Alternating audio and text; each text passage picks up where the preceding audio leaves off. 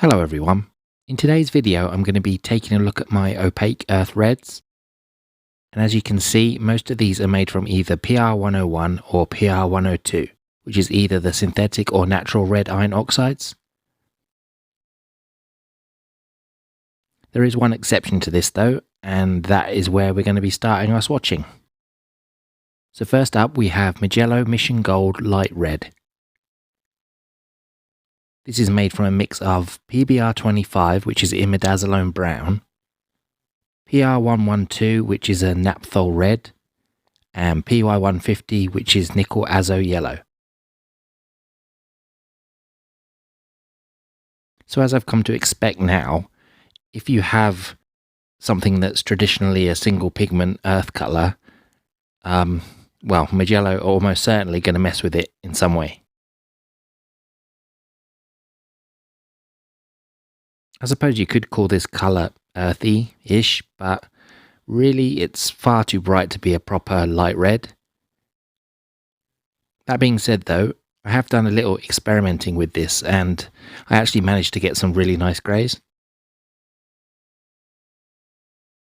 Okay, next up is Rembrandt Light Oxide Red. This is made from PR101 synthetic red iron oxide.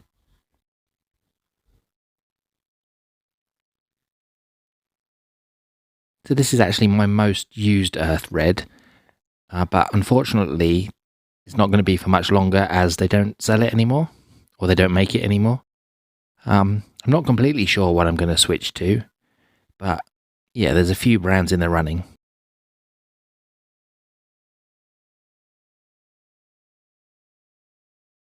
I don't know why Rembrandt stopped making this opaque earth red. A few people have said that I could use the transparent red oxide that they make, but you can see that this is a very different colour to that paint.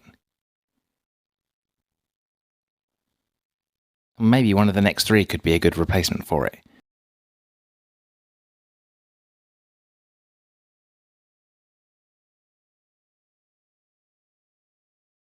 Next we have Cotman Light Red.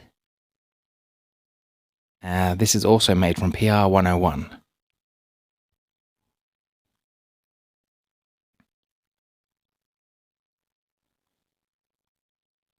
So this one's a student grade paint, but it is a pretty good one in my opinion. It's a bit more orange than the Rembrandt, but I do quite like that actually. And I'm sure you can see it's quite, it's quite a strong colour, highly pigmented. Yeah, this one's definitely a possible choice to replace my Rembrandt when I run out. I have also used another student grade paint in the past, the Van Gogh Light Red Oxide, though I've not included it here in this comparison. Yeah, that's another possibility to replace the Rembrandt. We'll see.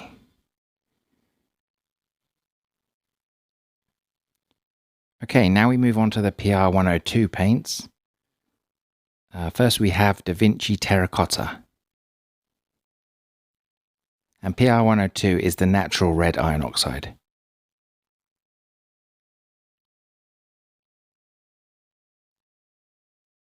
So this is quite a new paint to me. As I've said about all the Da Vincis that I've tried, yeah, I'm really impressed. It's maybe because I've become so used to the Asian paint brands that they don't move very much on wet paper. But whenever I use something with a bit of flow these days, it feels so nice to me.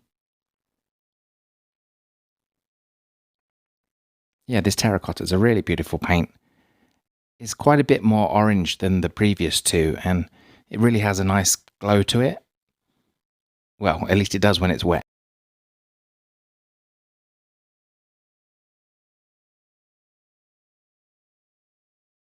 Next up is Roman Szmal English Red Deep. And this is also PR102.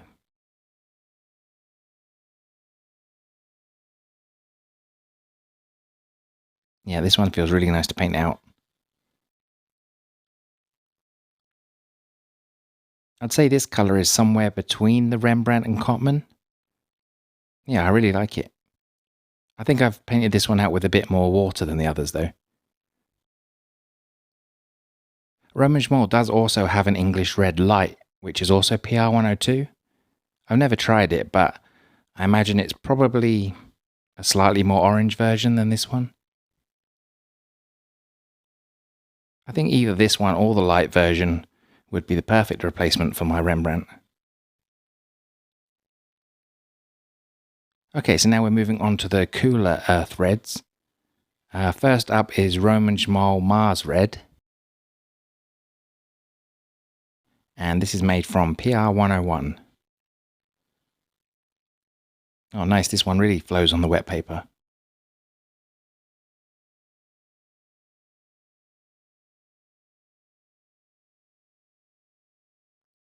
Wow, it looks really opaque, this one. It's such a nice colour when wet. Of course, it's going to lose a lot of that saturation as it dries. I do wonder how much different this one is to the Roman Szmal Indian Red. When looking at the Roman Szmal range, I think that a lot of their earth red colours are really so similar. I think I counted something like 12 or 13 PR101 and PR102 paints. I mean, having a variety to choose from is great, but that's a bit crazy. Okay, next we have Roman Szmal Indian Red. This is also made from PR101.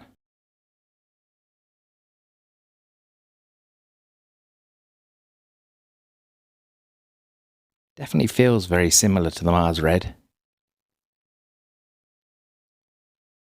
It flows nicely on the wet paper too.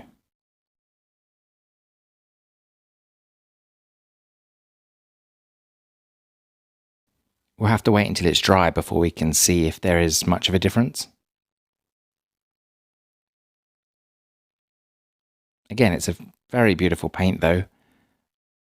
Yeah, these three Roman Szmal paints are just so nice to use.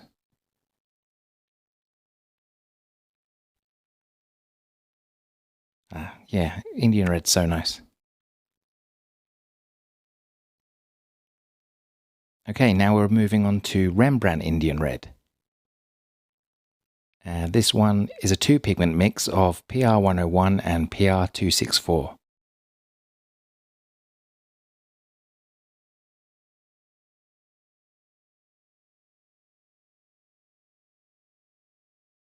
So this has been my favourite Indian Red for quite a while now.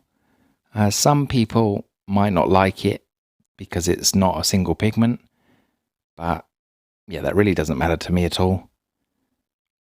I kind of love the touch of extra redness that the PR264 gives it. It differentiates it just enough from the other earth red I keep on my palette. Yeah, I have been really happy using this one. It's a very nice paint. Okay, now on to another two pigment mix. This one is Schmincke Horodam Indian Red. And it's a mix of PR101 and PR206. PR206 is a quinacridone maroon.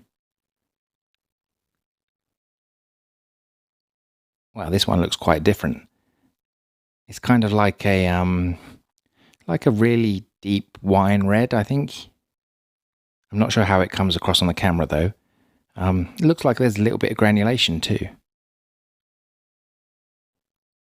Yeah, it's really, really nice this. I'm very interested to see how this one looks when it's dry. And I also want to see how it mixes with my other favourite colours.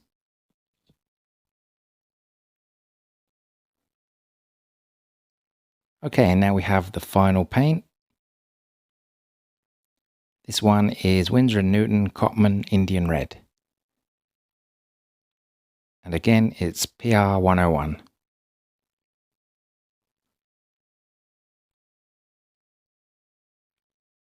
So as you know, Cotman is a student grade paint. But yeah, both of these earth reds, in this comparison at least, they're pretty good. I don't think this Indian Red is quite as nice as the light red. It feels, yeah, maybe a little bit weak in comparison to the other Indian Reds I have here. I mean, it's still done the job just fine whenever I've used it in the past though. Yeah, we'll have to see how it compares when it's dry.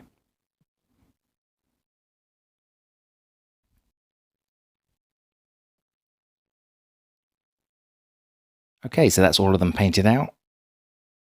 And here they are in daylight when completely dry.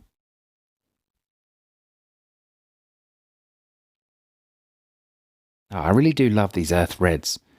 Yeah, I love all of them, to be honest. Some people love bright paints like turquoises, violets, and magentas, but yeah, for me, it's really earth colors like this that make me the happiest. Yeah, especially these reds. So the Mijello's an interesting color, but it probably doesn't belong here. The Rembrandt is great. It's my tried and tested warm earth red. Cotman light red is a decent paint. I've always liked using it. The Da Vinci Terracotta, yeah, I love it. I love that it's so orange leaning. I mean, Da Vinci really need to make their paints more widely available outside of the US. The Roman Szmal is very nice. Looks a little bit weak here, but that's more due to me, painting it with too much water. You can look at my old Roman Szmal swatching video to see it a bit better. I can see a slight difference between the Roman Szmal Mars and Indian Reds. The Mars Red is a touch more orange. It kind of makes it look a bit browner. The Rembrandt Indian Red has been a favourite for a long time. It's beautiful in my opinion, but it might actually have a challenger to its top spot. Of course, I'm talking about the Schmincke Indian Red. I'm absolutely loving this one.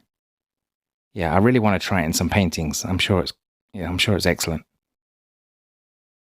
The Cotman Indian Red is okay, I guess. It's pretty uninspiring when compared to the previous 3 Indian Reds. It looks a touch chalky as well here. Okay, so there you go. That's all my opaque earth reds. Which is your favourite?